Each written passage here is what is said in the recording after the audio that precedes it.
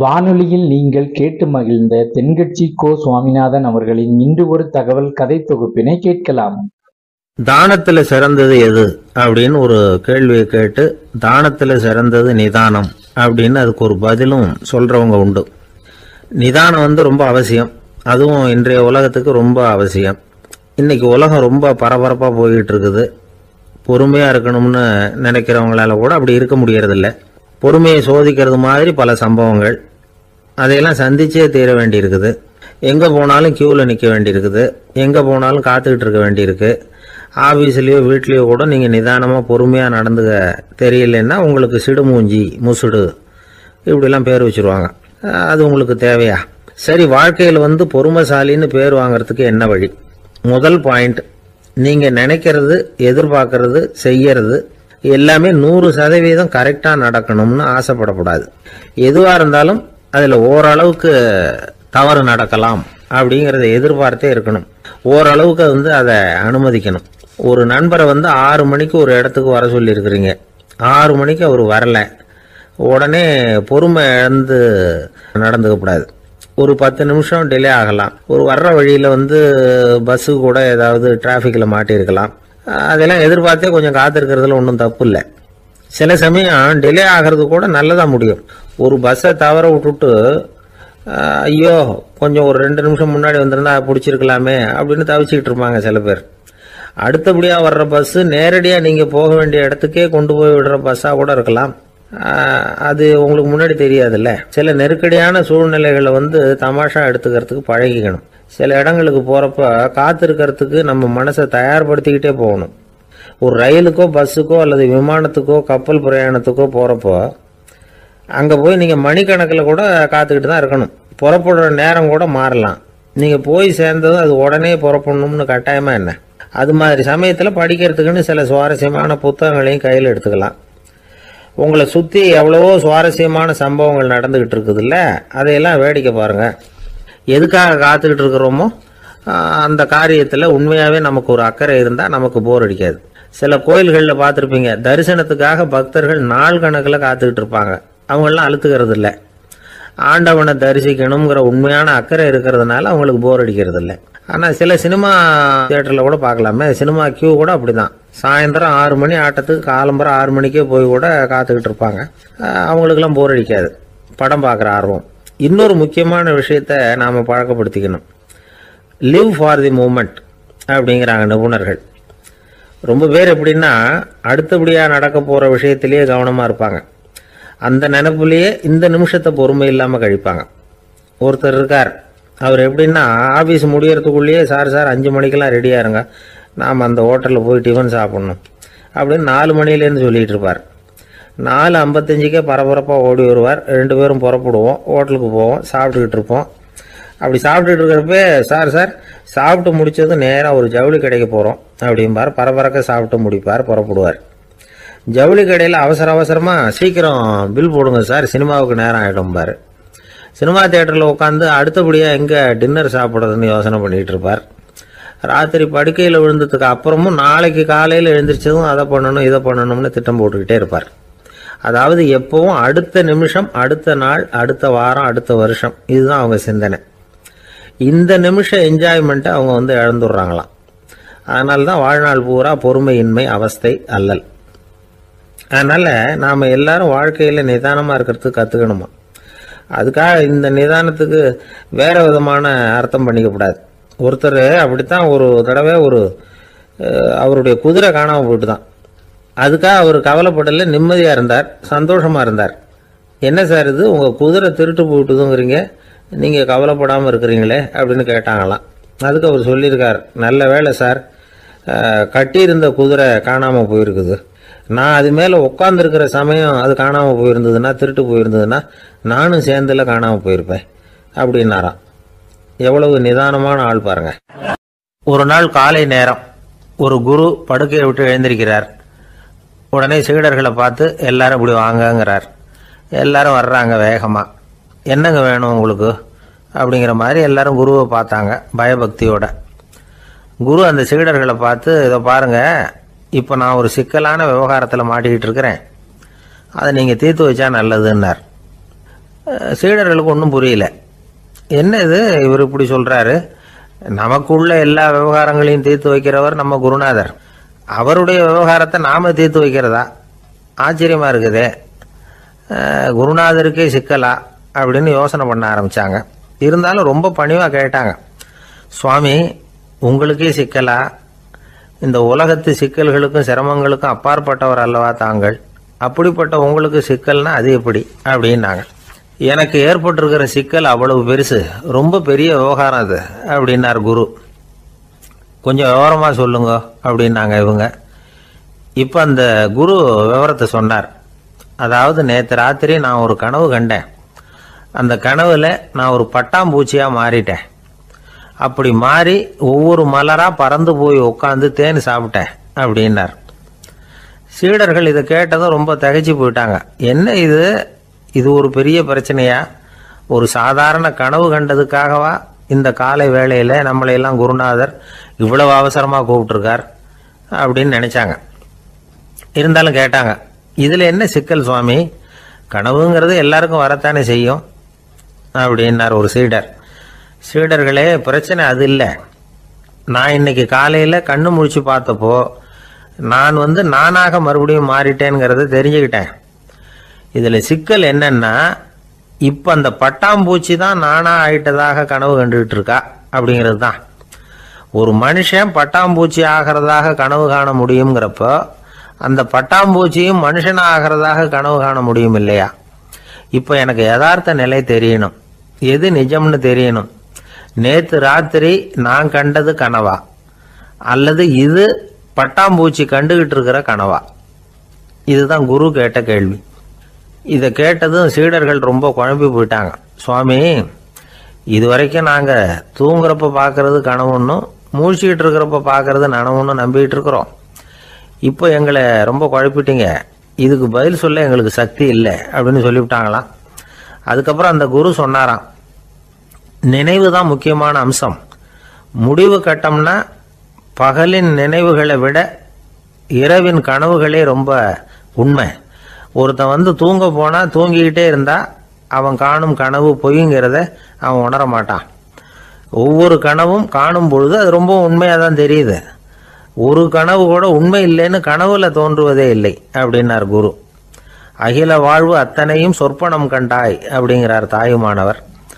ஆகையினால நம்ம கனவுலேருந்து நாம என்னைக்கு முழிச்சுக்க போறோம் அப்படிங்கிறது தான் ஒரு முக்கியமான கேள்வி. ஒருத்தர் வந்தார், காலில் கட்டோட வந்தார். என்னங்க காலில் கட்டுன்னு? சார், நேற்று ராத்திரி தூக்கத்தில் எங்கள் வீட்டு கூரையில் ஏணியை சாத்தி வச்சு இறங்கினப்போ வழுக்கி விழுந்து காலை உடச்சிக்கிட்டேன்னார். உங்கள் வீட்டில் தான் ஏணியே கிடையாது சார் அப்படின்னு. உண்மைதான் சார், நான் கீழே விழுந்து முழிச்சுக்கிட்டதுக்கு அப்புறம் தானே ஏணி இல்லைங்கிறது எனக்கு ஞாபகம் வந்தது அப்படின்னார். எனக்கு அதிர்ஷ்டமே இல்லை சார் அப்படின்னார் ஒருத்தர். ஏன் அப்படி சொல்றீங்கன்னு கேட்டோம்.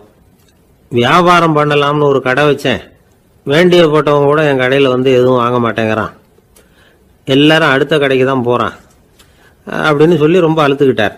இதுக்கு போய் அதிர்ஷ்டம் இல்லைன்னு சொல்லாதீங்க, வாடிக்கையாளர்களை கவர்றது எப்படிங்கிறது உங்களுக்கு தெரியல, அதுதான் குறை அப்படின்னும். சார், உங்களுக்கு தெரிஞ்ச அந்த ரகசியத்தை எனக்கும் கொஞ்சம் சொல்லி கொடுங்களேன் அப்படின்னார். சரி, உங்க காதை இப்படி கொடுங்க அப்படின்னு சொல்லி அது சம்பந்தமா பெரிய வல்லுநர்கள் சொல்லி இருக்கிற கருத்துக்களை அவர்கிட்ட சொல்ல ஆரம்பிச்சோம்.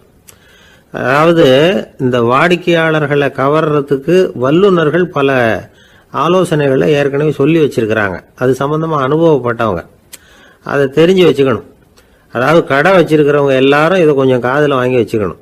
எதை இப்ப சொல்ல போறத, எப்பவும் பணத்தை சம்பாதிக்கிறதுலயே குறியா இருக்கக்கூடாதான். அதை விட முக்கியமா நீங்க சம்பாதிக்க வேண்டியது வாடிக்கையாளர்களுடைய மன நிறைவு. வர்றவங்க திருப்தியோட போகணும், அது முக்கியம், அதுல கவனமா இருக்கணும். கடைக்கு வர்ற ஒருத்தர் ஏதாவது ஒரு குறை சொல்றாருன்னு வச்சுங்க, அதை அலட்சியப்படுத்தக்கூடாது, ரொம்ப அக்கறையோட அதை காது கொடுத்து கேட்கணும். அப்படியா சார், அதை நான் அவசியம் கவனிக்கிறேன் அப்படின்னு சொல்லணும். ஒருத்தர் வரார், சார் நேற்றுக்கு உங்க கடையில் இதை நான் வாங்கிட்டு போனேன், வீட்டில் இது வேணான்னு சொல்லிவிட்டாங்க, அது திருப்பி கொடுக்கறதுக்காக தான் வந்திருக்கிறேன் அப்படின்னு சொல்லி திருப்பி கொடுக்குறார். உடனே நீங்க முகம் சுளிக்க கூடாது, எரிச்சல் படக்கூடாது. வழக்கம் போல நிதானமா முகம் அலர்ச்சியோட அதை திருப்பி வாங்கிக்கணும். இவ்வளவு ரூபாய்க்கு சாமான் வாங்கினா இந்த ஸ்பூன் அன்பளிப்பு, இப்படி ஏதாவது கொடுக்கலாம். பண்டிகை காலங்கள்லேயும் பொருள்கள் வாங்குறவங்களுக்கு இப்படி ஏதாவது பொருத்தமாக ஒரு அன்பளிப்பு கொடுக்கலாம். நீங்கள் கொடுக்கறது ஒரு சர்வசாதாரணமான பொருளாக இருந்தால் கூட அது வாங்குற ஒரு மனசில் ஒரு மகிழ்ச்சியை ஏற்படுத்தும். எதுவும் உங்களால் கொடுக்க முடியலன்னா உங்கள் முகம் நிறைஞ்ச சிரிப்பையாவது கொடுங்க, அது போதும். உங்கள் கடையில் இல்லாத ஒரு பொருளை வாடிக்கையாளர் வந்து கேட்குறார், உடனே இல்லைன்னு முகத்தில் அடித்தது மாதிரி சொல்லிடக்கூடாது. கொஞ்சம் உட்காருங்க சார் அப்படின்னு சொல்லி உங்கள் பணியாளர் யாரையாவது அனுப்பி வெளியிலேருந்து வாங்கிட்டு வர சொல்லி அவர்கிட்ட கொடுக்கலாம். சில பேர் உங்கள் கடைக்கு வரும்பொழுது அவங்க வீட்டு குழந்தைகளையும் கூப்பிட்டுக்கிட்டு வர்றாங்கன்னு வைங்க. நீங்கள் என்ன செய்யணும்னா அந்த குழந்தைகளை முதல்ல கவனிக்கணும். அது கன்னத்தை கிள்ளணும், அதுகிட்ட விளையாடணும், அதுக்கு ஏதாவது மிட்டாய் பிஸ்கட் எதையாவது கொடுத்து அது கவனத்தை கவரணும். அதுக்கப்புறம் பெரியவங்களை கவனிக்கலாம். உங்கள் கடையில் வேலை செய்கிற பணியாளர்கள் சுத்தமாக இருக்கணும். சிரிச்ச முகம், சுறுசுறுப்பு, இது ரெண்டும் அவங்களுக்கு தேவை. அழுது வடிஞ்சிக்கிட்டு இருக்கக்கூடாது. அப்புறம் இன்னொரு விஷயம், அதிகமாக பொருள் வாங்குற ஒருத்தர்கிட்ட அதிக மரியாதையாகவும் குறைச்சலாக பொருள் வாங்குறவர்கிட்ட வேற விதமாகவும் நடந்துக்கக்கூடாது. எல்லாருக்கிட்டையும் சமமாக நடந்துக்கணும். 5 ரூபாய்க்கு வாங்கினாலும் சரி, 500 ரூபாய்க்கு வாங்கினாலும் சரி, அவங்கக்கிட்ட நீங்கள் காட்டுற மரியாதையில் வித்தியாசம் இருக்கக்கூடாது. எல்லாத்துக்கும் மேலே உங்கள் கடையில் ஒரு பொருள் வாங்கினா அது உண்மையானதாக இருக்கும், தரமுள்ளதாக இருக்கும் அப்படிங்கிற நினைப்பு ஜனங்களுக்கு வரணும். அதனால் தரமான பொருளையே நீங்கள் உங்கள் கடையில் வச்சுருக்கணும். இது வரைக்கும் நான் சொன்னதையெல்லாம் கவனத்தில் வச்சுக்கிட்டு நீங்கள் கடையை ஆரம்பிச்சிங்கன்னா வியாபாரம் பிச்சுக்கிட்டு போகும். அப்படி போகலன்னா அதுக்கப்புறம் கேளுங்க. ஏன்னா இந்த யோசனைகள்லாம் அனுபவப்பட்டவங்க சொல்லியிருக்கிற யோசனைகள். இந்த யோசனைகளில் நீங்கள் எச்சரிக்கையாக இருக்க வேண்டிய ஒரு விஷயம் உண்டு. அது என்னங்கிறதையும் தெரிஞ்சு வச்சுக்கிறது நல்லது. என்னுடைய நண்பர் ஒருத்தர் வந்தார். சார், உங்கள் யோசனையை கேட்டதுனால நான் ஒரு அறை வாங்கினது தான் மிச்சம்னார். என்ன ஆச்சுன்னு கேட்டேன். எங்கள் கடைக்கு ஒரு பெரிய அம்மா குழந்தைய தூக்கிட்டு வந்தாங்க சார். உங்கள் யோசனைப்படி அந்த குழந்தையோட கன்னத்தை கிள்ளணும்னு முயற்சி பண்ணினேன். திடீர்னு அந்த நேரம் பார்த்து அந்த குழந்தை தலையை குனிஞ்சிக்கிட்டுது. என் கை குழந்தையோட கன்னத்துக்கு பதிலாக அது தூக்கிட்டு வந்தவங்க கன்னத்தை கிள்ளி விட்டுது. அதுதான் அப்படி ஆயிட்டுது அப்படின்னார் கன்னத்தை தடவிக்கிட்டே. ஒருத்தர் ஓடி வந்தார். இன்னொருத்தரை பார்த்து, சார் உங்கள் சைக்கிளை ஒரு நாள் இரவல் கொடுங்களேன், பக்கத்து ஊருக்கு போயிட்டு வர வேண்டியிருக்கு அப்படின்னார். இவர் சைக்கிளை கொடுத்து பத்திரமா கொண்டுட்டு போங்கன்னார். சார், இதை பத்திரமா கொண்டு போகிறேன், கவலையே வேணாம், ஏன்னா இது உங்களோட சைக்கிள் அப்படின்னு நான் நினைக்கல, என்னோட சைக்கிளாக நினைக்கிறேன் அப்படின்னார். அதுக்கப்புறம் தான் இவருக்கு உண்மையாகவே பயம் வந்துட்டுது. ஏன்னா அவர் சொன்னது மாதிரி அதை தன்னோட சைக்கிளாகவே நினச்சி தள்ளிட்டு போட்டா என்ன பண்ணுறது? எது எதை நம்முடையதா நினைக்கணுங்கிறதுக்கு ஒரு வரையறை இருக்குது. சில பேர் ஆஃபீஸையே வீடாக நினச்சி விடுறது உண்டு. அப்படிப்பட்டவங்க கூட வீட்டை ஆஃபீஸாக நினைக்கிறது இல்லை. ஏன்னா வீட்டில் இவர் ஆஃபீஸராக நடந்துக்க முடியறதில்ல. இதெல்லாம் ஒரு பக்கம் இருக்கட்டும். இப்போ விஷயத்துக்கு வருவோம். பொறியியல் மேதை டாக்டர் விஸ்வேஸ்வர ஐயா இருந்தார் இல்லையா, பாரத ரத்னா விருதெல்லாம் கொடுத்தாங்களே. ஆஃபீஸ் வேலை வேற, சொந்த வேலை வேற அப்படிங்கிறதுக்கு ஒரு உதாரணமாக இருந்தவர் அவர். மைசூர் மகாராஜா கிட்ட திவானா இருந்தார். அவர் ஒரு நாள் அரசாங்க வேலை காரணமாக வெளியூர் போயிருந்தார். ஹாசன்கிற ஊருக்கு பக்கத்தில் ஒரு பயண மாளிகை, அங்கே தங்கிவிட்டார். ராத்திரி அங்கே தங்கி இருந்துட்டு விடிஞ்சதும் ஊருக்கு திரும்புறதாக திட்டம். ராத்திரி தூங்குறதுக்கு ரொம்ப நேரம் ஆயிட்டுது. ரொம்ப நேரம் வரைக்கும் அரசாங்க சம்பந்தப்பட்ட வேலைகளையே பார்த்துக்கிட்டு இருக்கிறார். அரசாங்க ஃபைல்கள் நிறைய இருந்தது. அதையெல்லாம் ஒவ்வொன்றா எடுத்தார், படித்து பார்த்தார், பரிசீலனை பண்ணார். அதில் எழுத வேண்டியதை எழுதினார், கையெழுத்து போட்டார். ஒரு வழியாக அந்த வேலையெல்லாம் முடிஞ்சுது. அதுக்கப்புறம் என்ன பண்ணார்னா, தன்னுடைய சூட்கேஸை திறந்தார். அதிலிருந்து 2 மெழுகுவத்தியை எடுத்து கொளுத்தி வச்சார். அந்த பயண மாளிகையில் அது வரைக்கும் எரிஞ்சுக்கிட்டு இருந்த மின்சார விளக்குகளை அணைச்சுட்டார். அதுக்கு பிறகு அந்த மெழுகுவத்தி வெளிச்சத்தில் சில புத்தகங்களை தொடர்ந்து படிக்க ஆரம்பிச்சிட்டார். அந்த பயண மாளிகையில் பணியாளராக இருந்தவர் இதை பார்த்துட்டு ஓடி வந்தார். மறுபடியும் மின் விளக்கு போடுறதுக்காக போனார். விஸ்வேஸ்வர ஐயா அதை பார்த்துட்டு போட வேணாம்ட்டாராம். இது வரைக்கும் நான் அரசாங்க அலுவல்களை கவனிச்சுக்கிட்டு இருந்தேன், அதனால மின் விளக்குகள் அப்போ எரிஞ்சதில் தப்பு இல்லை. இப்போ நான் புத்தகம் படிச்சுக்கிட்டு இருக்கேன், இது என்னுடைய சொந்த வேலை, இங்கே இருக்கிற மின் விளக்கு அதுக்காக ஏன் எரியணும் அப்படின்னு கேட்டாராம். இப்போ இருக்கிற சில அரசு பணியாளர்கள்கிட்ட இந்த சம்பவத்தை பேச்சோட பேச்சா சொல்லி பார்த்தேன். அவங்களால இதை ஜீரணிக்கவே முடியல. நேர்மை தேவைதான் சார், அதுக்காக அவ்வளவு தூரத்துக்கு அது தேவையா அப்படிங்கிறாங்க. விஸ்வேஸ்வர ஐயா அப்படி பண்ணினது தான் ஒரு நேர்மையாளர் அப்படின்னு இந்த உலகத்துக்கு நிரூபிக்கணுங்கிறதுக்காக இல்லை. தான் அப்படி நடந்து காட்டினா தன்னை சுற்றி இருக்கிறவங்களும் அதை கேள்விப்படுறவங்களும் முடிஞ்ச அளவுக்கு பொது வாழ்க்கையில் அரசு பணியில் நேர்மையை கடைபிடிக்க முயற்சி பண்ணலாமே அப்படிங்கிறதுக்காகத்தான். இப்போவும் சில பேர் இருக்கிறாங்க, இவங்க ஆஃபீஸ் வேற வீடு வேறன்னு நினைக்கிறது இல்லை, அவ்வளோ உரிமை. ஒருத்தர் அப்படிதான், அவருக்கு அவசரமாக 5000 ரூபா தேவைப்பட்டது, ஆஃபீஸு பணத்தை எடுத்துக்கிட்டார். அந்த நேரம் பார்த்து ஆடிட் வந்துட்டுது, ஆப்பிட்டுக்கிட்டார். விசாரணை நடக்குது. அவர் சொல்றார், சார் நான் நேரம் காலம் பார்க்காம ஆஃபீஸில் வேலை செய்வேன், ஏன்னா அதை என்னோட ஆஃபீஸாக நினைக்கிறேன். அவசரத்துக்கு அந்த பணத்தை எடுத்தேன், மறுபடியும் வச்சுடலாம்னு தான் இருந்தேன், அதுக்குள்ளே இப்படி ஆயிட்டுது. நீங்கள் என்ன நினைச்சாலும் சரி, நான் ஆஃபீஸ் வேற வீடு வேற அப்படின்னு நினைக்கிறது இல்லை, அது என்னோட சுபாவம் அப்படின்னார். விசாரணை பண்ணவர் தீர்ப்பு வழங்கினார். உங்கள் சுபாவத்துக்கு மதிப்பு கொடுத்து நானும் தீர்ப்பு வழங்குறேன். நீங்கள் கொஞ்ச நாள் ஜெயிலில் இருந்துட்டு வாங்க, அது உங்களுக்கு கஷ்டமாக இருக்காதுன்னு நினைக்கிறேன். ஏன்னா அங்கே போனாலும் நீங்கள் உங்கள் சுபாவப்படி வீடு வேற ஜெயில் வேறன்னு நினைக்க மாட்டீங்க அப்படின்னாராம். சில பேர் ஆளை பார்த்தா 60 வயசு மாதிரி தோணும், உண்மையான வயசு என்னன்னு பார்த்தா 40 அல்லது 45. சில பேரை பார்க்கறதுக்கு 45 மாதிரி தெரியும், உண்மையிலேயே 65 தாண்டி இருப்பாங்க. ஒரு மனிதனுக்கு 2 வகையான வயது உண்டுங்கிறார் ஓஷோ. அதாவது உடம்புக்குன்னு ஒரு வயசு, மனசுக்குன்னு ஒரு வயசு. முதல் உலக மகாயுத்தம் நடந்தது இல்லையா, அது முடிஞ்சதுக்கு அப்புறம் முதல் தடவையா மனிதனின் மூளை வளர்ச்சியை பற்றி மனநல வைத்தியர்கள் ஒரு கணக்கெடுப்பு சோதனை நடத்தினாங்களாம். அது வரைக்கும் மனிதனுக்கு 2 வகையான வயது உண்டுன்னு யாரும் சிந்திச்சதே இல்லையா. அந்த உலக மகாயுத்தம் முடிஞ்சதுக்கு அப்புறம் மனிதனுடைய சராசரி மனதின் வயதை கணக்கிட்டு பார்க்கும் பொழுது அவங்களுக்குலாம் ரொம்ப அதிர்ச்சியாக இருந்துதான். ஏன்னா அது ரொம்ப பின்தங்கிய நிலையில் இருந்திருக்கு, வளர்ச்சி அடையாத நிலையில் இருந்திருக்கு. அவங்க கண்டுபிடிச்ச பிரகாரம் அப்போ மனசோட சராசரி வயசு என்ன தெரியுமா, 14. அப்படின்னா பார்த்துங்க, உடல் ரீதியாக ஒருத்தரோட வயசு 70 கூட இருக்கலாம், ஆனால் மனசோட வயசு 14 தான். இதுக்கு நேர்மாறாக அமைஞ்சு போச்சுன்னு வச்சுங்க. அதாவது ஒருத்தருக்கு உண்மையிலேயே 14 வயசு, அதாவது உடலோட வயசு 14, அவரோட மனசின் வயசு 70ன்னு வச்சுக்கோங்க. இப்படி அமைஞ்சுட்டுதுன்னா அவர் சீக்கிரம் ஞானத்தன்மை அடைஞ்சிருவார் அப்படின்னு அர்த்தம். இப்போ நமக்கெல்லாம் உடம்போட வயசு மனசோட வயசு ரெண்டும் ஒன்றா இருந்துட்டா அதுவே போதும், அதுவே பெரிய விஷயம். இப்போ எமர்சன் கிட்ட போய் ஒருத்தர் கேட்டாராம், உங்கள் வயசு என்ன அப்படின்னு. அவர் உடனே பதில் சொல்லியிருக்கார், 360 வருஷம் அப்படின்னாராம். கேட்டவர் குழம்பி போயிட்டார். அவர் என்ன சொல்கிறாரு, 360 வயசா, என்ன நம்ம காதில் தான் சரியாக விழலையா? எமர்சன் எப்பவும் உண்மையை பேசுகிற ஒரு சிறந்த அறிவாளி, அவர் இப்படிலாம் பொய் சொல்ல மாட்டாரே அப்படின்னு ஒரு யோசனை பண்ணிக்கிட்டே இவர் மறுபடியும் அவர் கிட்ட போனாராம். ஐயா, நீங்கள் சொன்னது சரியாக என் காதில் விழலை, அதனால் மறுபடியும் கேட்குறேன், உங்கள் வயசு என்ன அப்படின்னாராம். எமர்சன் மறுபடியும் சொல்லியிருக்கிறார் 360 வருஷம்னு. வந்தவருக்கு உண்மையிலேயே அதிர்ச்சியாக போட்டுது. அதுக்கப்புறம் மெதுவாக ஆரம்பிச்சாராம், ஐயா நீங்கள் சொல்கிறத என்னால் ஏற்றுக்க முடியாது, எப்படி பார்த்தாலும் இப்போ உங்களுக்கு வயசு ஒரு 60க்கு மேலே இருக்காதுன்னு நினைக்கிறேன் அப்படின்னாராம். நீங்கள் சொல்கிறது சரிதான், அது என் உடம்போட வயசுன்னாராம் எமர்சன். அப்படின்னா ஏற்கனவே நீங்கள் சொன்னது அப்படின்னு கேட்டிருக்காரு, அது என் மனசோட வயசு அப்படின்னாராம். நம்மளை பொறுத்த வரைக்கும் அறிவு தூசு படிஞ்சிருக்கு, அது மாதிரியே அன்பும் மாசுபட்டிருக்கு. இது ரெண்டையும் சுத்தம் பண்ண வேண்டியிருக்குது, அப்போ தான் நாம் சரியான வயசில் வாழ முடியும்.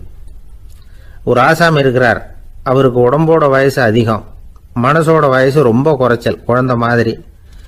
அவர் ஒரு ஆஸ்பத்திரியில் படுத்திருக்கிறார். நர்சம்மா எல்லாருக்கும் மருந்து கொடுத்துட்டு போகிறாங்க. கொஞ்ச நேரம் கழித்து திரும்பி வந்தாங்க. அப்போ இவர் அந்த அம்மாவை கூப்பிட்டு சொல்கிறார், இதை பாருங்கள் சிஸ்டர், நீங்கள் எல்லாருக்கும் சின்ன சின்ன மாத்திரையாக கொடுத்துட்டு எனக்கு மட்டும் நீளமான மாத்திரையாக கொடுத்துட்டீங்க, முழுங்கிறதுக்கு ரொம்ப கஷ்டமாக போச்சு, இனிமேல் எனக்கும் சின்ன மாத்திரையாக கொடுங்க சிஸ்டர் அப்படின்னாராம். அந்த அம்மா உடனே அதிர்ச்சியாகி தலையில் அடிச்சுக்கிட்டாங்களாம். நான் கஷ்டப்பட்டு மாத்திரையை முழுங்கினத்துக்கு நீங்கள் ஏமா தலையில் தட்டிக்கிறீங்க அப்படின்னு கேட்டிருக்காரு இவர். இதுக்கு அவங்க சொல்லியிருக்கிறாங்க, நான் உங்களுக்கு கொடுத்துட்டு போனது மாத்திரை இல்லைங்க, அது தெர்மாமீட்டர் அப்படின்னாங்களாம். ஒரு நண்பர் சினிமா படம் தயாரிக்கிறவர், அவர்கிட்ட ஒரு நாள் பேசிக்கிட்டு இருந்தேன். அது எப்படி சார், நீங்கள் எடுக்கிற எந்த படமும் கையை கடிக்காத அளவுக்கு எடுத்துடுறீங்களே, அது எப்படின்னு கேட்டேன். அது ஒன்றும் பெரிய விஷயம் இல்லை சார், பெண்களுக்குன்னு சில உருக்கமான காட்சிகள், இளைஞர்களுக்குன்னு சில நடனங்கள், அடிதடி காட்சிகள், அப்புறம் வயசானவங்களுக்குன்னு சில ஆன்மீக காட்சிகள், சின்ன பிள்ளைங்களுக்கு சிரிப்பு, இப்படி எல்லாமும் சேர்த்து நான் படம் எடுக்கிறேன். மசாலா படம்னு பேர். இது ரொம்ப பெருசா இல்லைன்னாலும் ஓரளவுக்கு சுமாரா ஓடிரும், கையை கடிக்காது அப்படின்னார். இது ஒரு உத்தி. சில பத்திரிகை ஆசிரியர்களும் இந்த உத்தியை கையாளுறது உண்டு. இந்த உத்திக்கு பார்னம் உத்தி அப்படின்னு பேர். பார்னம் எஃபெக்ட் அப்படின்னு சொல்லுவாங்க. அதாவது ஃபீனியஸ் டி பார்னம் அப்படின்னு ஒருத்தர் அமெரிக்காவில் இருந்தாராம். அதாவது 19ஆம் நூற்றாண்டில் அமெரிக்காவில் கொடிகட்டி பறந்த ஒரு சர்க்கஸ் நிறுவனத்தின் அதிபர் அவர். இந்த உலகத்தில் ஒவ்வொரு நிமிஷமும் ஒரு ஏமாளி பறந்துகிட்டே இருக்கிறான் அப்படிங்கிறது அவருடைய சித்தாந்தம். ஒவ்வொருத்தரையும் திருப்திப்படுத்துகிற அளவுக்கு அம்சங்களை கொஞ்சம் கொஞ்சமாக கலந்து கேளிக்கை நிகழ்ச்சிகளை நடத்தினது தான் அவருடைய மகத்தான வெற்றிக்கு காரணம். அதனால் அந்த உத்தியை யார் கடைபிடிச்சாலும் சரி, அதுக்கு பார்னம் உத்தி அப்படின்னு பேர் வந்துட்டுது. ஜோசியம் சொல்கிறவங்களுக்கும் இந்த உத்தி தான் கை கொடுக்குது. ஒரு விஷயத்த ஒருத்தருடைய கோள் நிலைகள் அல்லது கையெழுத்து நிரூபிக்கிறதாக அவர்கிட்ட சொன்னால் அதை அவர் நம்பிவிடுவார். ஆனால் அந்த விஷயம் நல்லதாக இருக்கணும், நேர்மையானதாக இருக்கணும், அதாவது பாசிட்டிவாக இருக்கணும். 8ஆம் இடத்துல குரு, 9ஆம் இடத்துல சனி, நீங்கள் ஒரு பெரிய மேதை தான் அப்படின்னு சொல்லுவாங்க. கேட்குறவங்களுக்கு அதை மறுக்கிறதுக்கு மனசு வராது. அப்படி சொல்லும் பொழுது கூடவே என்ன கொஞ்சம் முன்கோபம் அதிகமாக இருக்கும், இருந்தாலும் அது உடனே மறைஞ்சிரும் அப்படின்னு சில அற்ப விஷயங்களையும் சொன்னாலும் அதையும் சரிதான்னு சொல்லி ஒத்துக்குவாங்க. ஆளுமையை எடை போடுகிற ஒரு நிறுவப்பட்ட உத்தியின் மூலமாக தன்னுடைய குணாதிசயங்கள் கண்டுபிடிக்கப்பட்டதாக அவர் நம்புறது தான் இதுக்கு காரணம். இந்த மாதம் பணத்தட்டுப்பாடு கொஞ்சம் இருக்கும், உடம்புல ஏதாவது கொஞ்சம் அசௌகரியம் இருக்கும், வீட்டுக்குள்ளே லேசாக மனஸ்தாபம் வரலாம். இது மாதிரி பொதுப்படையாக சிலதை சொன்னாலே போதும், மக்களை நம்ப வச்சுடலாம். இதெல்லாம் நமக்கு மட்டும்தான் ஏற்படுது அப்படின்னு சொல்லி அவங்க நினைக்கிறது தான் காரணம். இதுதான் பார்னம் உத்திங்கிறது. மனிதர்கள் பாராட்டுகளை விரும்புறதும் விமர்சனங்களை வெறுக்கிறதும் பார்னம் உத்தியின் அடுத்த கூறு. அதனால் ஒருத்தருக்கு ஜோசியம் சொன்னாலும் சரி, அவருடைய ஆளுமையை மதிப்பிடுறதாக இருந்தாலும் சரி, அவரை புகழற மாதிரி இருந்தாலும் சரி, அப்படி இருந்தால் தான் அது சரியாக இருக்கும். சாதகமான விஷயங்களை அதிகமாகவும் பாதகமான விஷயங்களை நாசூக்காகவும் சொன்னால் மக்கள் அதை நம்பிடுவாங்க. ஒருத்தரை கருமின்னு சொன்னால் ஏற்றுக்க மாட்டார். அதையே கொஞ்சம் மாற்றி நீங்கள் கொஞ்சம் சிக்கனமான ஆசாமி அப்படின்னு சொன்னால் நீங்கள் சொல்கிறது சரிதான் சார் அப்படிம்பார். நீங்கள் பெரிய செலவாளி தான், இருந்தாலும் நல்ல விஷயங்களுக்கு தான் செலவழிப்பீங்க அப்படின்னு சொல்லணும். இப்படி இந்த பார்னம் உத்தியை கடைபிடிச்சி இன்னைக்கு வெற்றிகரமாக காலம் தள்ளுறவங்க நிறைய பேர் இருக்கிறாங்க.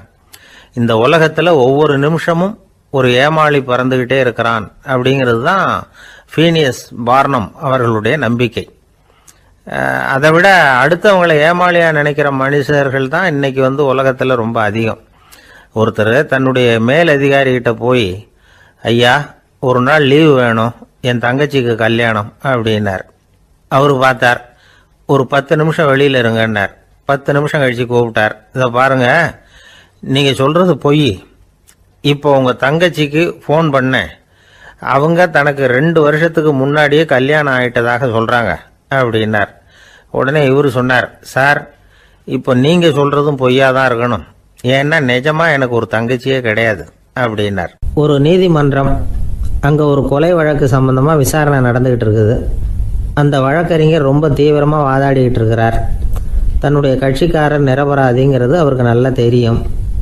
அதனால தான் அவர் சார்பாக வாதாடுறதுக்கே ஒத்துக்கிட்டார். அப்படி அவர் மும்முரமாக வாதாடிக்கிட்டு இருக்கிற சமயத்தில் அவசரமாக தந்தி ஒன்று சேர்ந்தது. அதை வாங்கி படித்து பார்த்தார். அதுக்கப்புறம் அதை மடித்து தன்னுடைய கோட்டு பையில் வச்சுக்கிட்டு தொடர்ந்து வாதாட ஆரம்பிச்சிட்டார். பேசி முடித்தார். அதுக்கப்புறம் அங்கே கோர்ட்டில் இருந்த சக வக்கீல்கள் அவர்கிட்ட வந்தாங்க.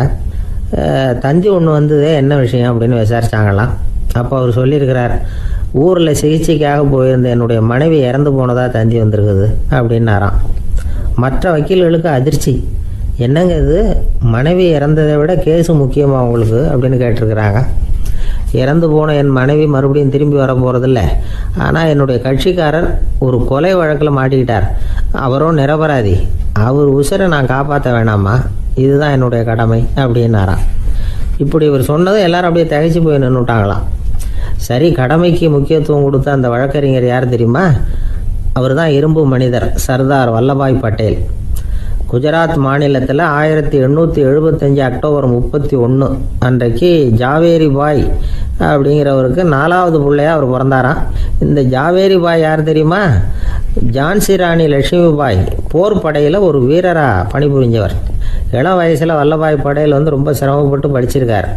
விடாமுயற்சி வெற்றியை கொடுத்தது. கல்லூரியிலையும் காலடி வச்சார். அதுக்கப்புறம் வக்கீல் பட்டத்தையும் வாங்கினார். பிரிட்டிஷ் ஆட்சி நடந்துக்கிட்டு இருந்த சமயம் குஜராத்தை சேர்ந்த பர்டோலி தாலுக்காவில் விவசாயிகள் மேலே அரசாங்கம் திடீர்னு நில வரியை வசதி விட்டு தான். ஏழை விவசாயிகள் ரொம்ப கஷ்டப்பட்டுருக்காங்க. அரசாங்கம் வரி செலுத்தாத விவசாயிகளின் நிலங்களை எல்லாம் ஜப்தி செஞ்சுதான். அரசாங்கத்தை எதிர்க்கிறவங்களையெல்லாம் கைது பண்ணி சிறையில் அடைச்சுட்டாங்களாம். சில பேர் வீடு வாசல் ஆடு மாட்டையெல்லாம் விற்று கூட வரி கட்ட வேண்டிய நிலைமைக்கு ஆளாயிட்டாங்க. வழக்கறிஞர் வல்லபாய் படேல் நில வரியை உடனே ரத்து பண்ணணும் அப்படின்னு பம்பாய் கவர்னருக்கு ஒரு கடிதம் எழுதினார். எந்த பலனும் இல்லை. உடனே எல்லா விவசாயிகளையும் அணி திரட்டினார். அதுக்கு தானே தலைமை தாங்கினார். சத்தியாகிரகம் நடத்தினார். அந்த பகுதியில் எந்த வேலையும் நடக்கலை. வேறு வழி இல்லை. ஆட்சியாளர்கள் உடனே வரியை ரத்து பண்ணாங்க. சிறையில் இருந்தவங்களெல்லாம் வெளில விட்டாங்க. 1928 ஆகஸ்ட் 6 சர்க்காருக்கும் விவசாயிகளுக்கும் இடையில் ஒரு உடன்பாடு ஏற்பட்டது. அதுக்கப்புறம் தான் நிலைமை சரியாக போச்சான். வல்லபாய் படேலின் பொது சேவையை பாராட்டின பொதுமக்கள் அவருக்கு சர்தார் அப்படிங்கிற பட்டத்தை கொடுத்தாங்களாம். சர்தார்னா தலைவர் அல்லது தளபதின்னு அர்த்தம். இரும்பு மனிதர்னு இவருக்கு பேர். இருந்தாலும் நகைச்சுவை உணர்வும் இவருக்கு நிறைய உண்டு. ஒரு தடவை ஒரு பத்திரிகை நிருபர் வந்திருக்கார். சர்தார் பட்டேல்கிட்ட அவருக்கு பிடிச்ச பண்பாடு கலாச்சாரம் எது அப்படின்னு கேட்கணும்னு ஆசை. அதனால் அவரை பார்த்து கேட்டாராம், ஏங்க உங்களுக்கு பிடிச்ச கல்ச்சர் எது அப்படின்னு கேட்டிருக்கார். இதுக்கு சர்தார் பட்டேல் சொன்ன பதில் என்ன தெரியுமா? எனக்கு பிடிச்ச கல்ச்சர் அக்ரிகல்ச்சர் அப்படின்னாராம். நமக்கு முன்னாடி நமக்கு வேண்டிய ஒருத்தர் ஒரு கிளாஸில் நமக்கு பழச்சாறு கொண்டாந்து வைக்கிறாருன்னு வச்சுக்கோங்க. உடனே நாம் என்ன பண்ணுவோம்? எடுத்து கிடுகிடுன்னு சாப்பிட்ருவோம், அடுத்தவங்க யாரும் வர்றதுக்குள்ள. அதை விட்டுட்டு அதை கொண்டாந்து வச்சவர்கிட்டயே அதோட விலை என்ன அப்படி இப்படின்னு நான் கேட்டுக்கிட்டு இருப்போம். நாம் கேட்க மாட்டோம். ஆனால் காந்திஜி அப்படி கேட்டாராம். எப்போ தெரியுமா? 1935. அந்த வருஷம் மே மாதத்தில் ஒரு நாள் காந்திஜி டெல்லியில் இருக்கிறார். அப்போ அவருக்கு 2 டம்ளர் மாம்பழச்சாறு கொண்டாந்து கொடுக்குறாங்க. அதை வாங்குறார். இதோட விலை என்ன அப்படின்னு கேட்டார் காந்திஜி. யாருக்கிட்ட கேட்டாருன்னா மனுபென் காந்திகிட்ட கேட்குறார். அவங்க தான் கொண்டாந்து கொடுக்குறாங்க. காந்திஜிக்கு உதவி செய்கிறதுக்காக அவர் கூடவே இருந்தவங்க அவங்ககிட்ட தான் கேட்குறாரு. காந்திஜி சும்மா வேடிக்கைக்காக இப்படி கேட்குறாருன்னு நினச்சிட்டாங்க அந்த அம்மா. அதுவும் இல்லாமல் அதோட விலையை கேட்டால் காந்திஜி நிச்சயமாக அதை சாப்பிட மாட்டார் அப்படிங்கிற பயம் வேறு. அதனால் அந்த அம்மா பதில் எதுவும் சொல்லாமல் கம்முன்னு இருந்துட்டாங்க. கொஞ்ச நேரம் ஆச்சு. அந்த பழச்சாறு வச்ச இடத்துல அப்படியே இருக்குது. வச்ச இடத்துல வச்சபடியே இருக்குது. காந்திஜி அதை சாப்பிடவே இல்லை.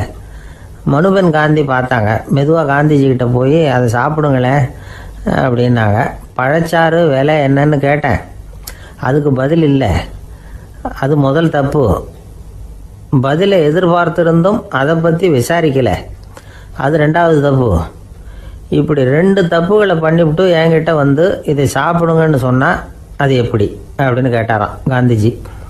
மனுபென் காந்தி என்ன சொல்கிறதுன்னு தெரியாமல் திகைச்சு போய் நின்றுக்கிட்டு இருந்தாங்க. காந்திஜி தொடர்ந்து சொன்னாராம், இப்போ என் முன்னாடி வச்சிருக்கிற இந்த பழச்சாறு விலை சுமாராக ஒரு ₹1/2 இருக்கும். அது அந்த காலத்து மதிப்பு. இந்த பழச்சாறு இல்லாமல் கூட என்னால் இருக்க முடியும். ஆனால் அவசியமான பொருள்களை வாங்கிறதுக்கு கூட சக்தி இல்லாத மக்கள் இந்த நாட்டில் நிறைய பேர் இருக்கிறாங்க. அப்படி இருக்கிறப்போ எனக்கு என்னத்துக்கு இந்த விலை உயர்ந்த பானம்? இதை இப்போ நான் சாப்பிட்டா என் உடம்பு வேணும்னா ஆரோக்கியமாகலாம், ஆனால் என் மனசு அமைதி அடையாது. எனக்கு என்னுடைய உடல் ஆரோக்கியத்தை விட மன ஆரோக்கியம்தான் முக்கியம். அதனால் இதை நான் சாப்பிட மாட்டேன், எடுத்துகிட்டு போயிடு அப்படின்னாராம். அந்த சமயத்தில் ஒரு அகதி பொண்ணு 2 குழந்தைகளோட காந்திஜியை பார்க்குறதுக்காக வந்தது. வணக்கம் சொல்லிச்சு. காந்திஜி உடனே தனக்கு முன்னாடி இருந்த பழச்சாற்றை எடுத்து அந்த பொண்ணுக்கிட்டையும் குழந்தைகள்கிட்டையும் கொடுத்து சாப்பிட சொன்னார். அவங்க அதை வாங்கி ரொம்ப சந்தோஷத்தோடு சாப்பிட்டாங்களாம். அதை பார்த்த காந்திஜி முகத்தில் ஒரு புன்னகை, ஒரு பரவசம், ஒரு திருப்தி. அவர் மனசு நிறைஞ்சி இருந்தது. அப்போ அவர் சொன்னாராம், ஆண்டவன் எனக்கு எப்பவும் சரியான சமயத்தில் கை கொடுப்பாருங்கிறது அதுக்கு இதுதான் அத்தாட்சி. நான் ஒரு இக்கட்டான சூழ்நிலையில் இருக்கிறப்ப கூட கடவுளின் கருணையால் அந்த சூழ்நிலை என்னை பாதிக்கலை. என் கூட இவ்வளோ நாள் பழகியும் கூட இங்கே இருக்கிறவங்க எனக்கு அதிக விலை உள்ள பழரசத்தை கொடுத்தாங்க.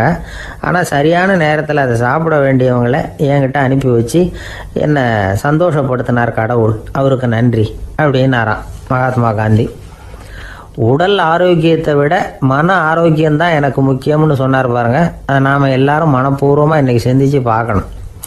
இந்த காலத்தில் எல்லாரும் அப்படியா நினைக்கிறாங்க? எனக்கு தெரிஞ்ச ஒருத்தர் இருந்தார். தினமும் காலையில் ஒரு காஃபி சாப்பிட உட்கார்ற நேரத்தில் பக்கத்து வீட்டுக்காரர் வந்து சேருவார் கரெக்டாக. உடனே அவரும் தனக்குன்னு வந்திருக்கிற காப்பியை எடுத்து மனப்பூர்வமாக பக்கத்து வீட்டுக்காரர்கிட்ட கொடுத்துருவார். அதுக்கப்புறம் அவருக்காக வேறு காப்பி போட்டு கொண்டாந்து கொடுத்தாலும் வேண்டான்னு சொல்லிடுவார். ஆண்டவனாக பார்த்து சரியான நேரத்தில் அவரை எங்கள் வீட்டுக்கு தினமும் அனுப்பி வைக்கிறார் அப்படிம்பார். ஏன் அப்படி சொல்கிறீங்க அப்படின்னு கேட்டோம் ஒரு நாள். அதுக்கு அவர் சொல்கிறார், எனக்கு என்னோட உடல் ஆரோக்கியம்தான் முக்கியம். இதை கடவுள் புரிஞ்சுக்கிட்டு எங்கள் வீட்டு காப்பியை சாப்பிட்றதுக்கு தினமும் அடுத்த வீட்டுக்காரனை அனுப்பி வைக்கிறார் அப்படின்னார் அவர்.